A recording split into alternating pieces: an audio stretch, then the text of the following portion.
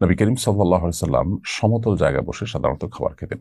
নবী করিম সাল্লাল্লাহু আলাইহি সাল্লাম যদি কোনো কিছু করেছেন বা করতে বলেছেন বলে আপনি জানতে পারেন, আপনি নিশ্চিত ধরে রাখবেন এর ভেতরে আপনার জন্য বিবিধ কল্যাণ নিহিত আছে, সেটি পার্থিব এবং অপার্থিব দুই দিক থেকেই।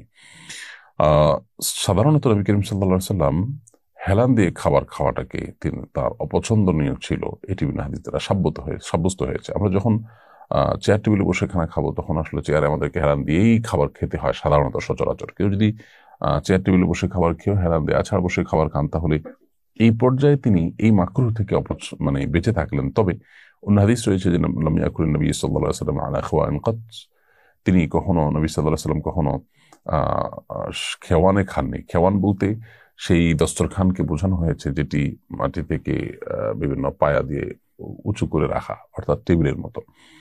তো নবী সাল্লাল্লাহু আলাইহি ওয়াসাল্লাম সেটাতে কখনো খাননি, এটি তার ব্যাপারে বর্ণিত হয়েছে। তো আমরা আজকাল চেয়ার টেবিলকে যদি সেই হাদিসের সাথে মিলাই, তো অনেকখানি মিলে যায়। তো এই জন্য এটাকে অ্যাভয়েড করাটা উত্তম হয়। তবে এটি নাজায়েজ বা হারাম, হারাম বলার মতো পর্যায়ে অন্তত না। এটাকে বড় গুনাহ বা গুনাহের কাজ করেছে কেউ, এরকম বলার সুযোগ নেই। যদি কেউ এটার উপরে খান, তাহলে সেক্ষেত্রে আমরা বলতে পারি বড়জোর সুন্নার খেলাফ তিনি করেছেন।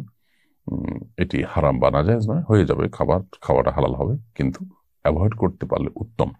সমতল জায়গায় খেতে পারলে সেটা বেশি ভালো। বিশেষ করে বিভিন্ন রেস্টুরেন্টে তো সে সুযোগ থাকে না। সো আমরা ওটার উপরে খাবার খেলে গুনাহ হয়ে যাবে, হারাম হয়ে যাবে, ওটা সেরকম না। তবে যেটি বলছিলাম যে নবী করিম সাল্লাল্লাহু আলাইহি সাল্লামের যে লাইফস্টাইল ছিল, তার প্রত্যেকটি আল্লাহ সুবহানাহু ওয়া তাআলা কর্তৃক নিয়ন্ত্রিত, বা আল্লাহ সুবহানাহু ওয়া তাআলার নবী হিসাবে সেগুলোর প্রত্যেকটি আমাদের জন্য অনুসরণীয়। সেগুলোর পেছনে বিবিধ কল্যাণ আমাদের জন্য রয়েছে। সেজন্য আমরা চেষ্টা করব সেগুলোকে যথাসম্ভব মেনে চলার।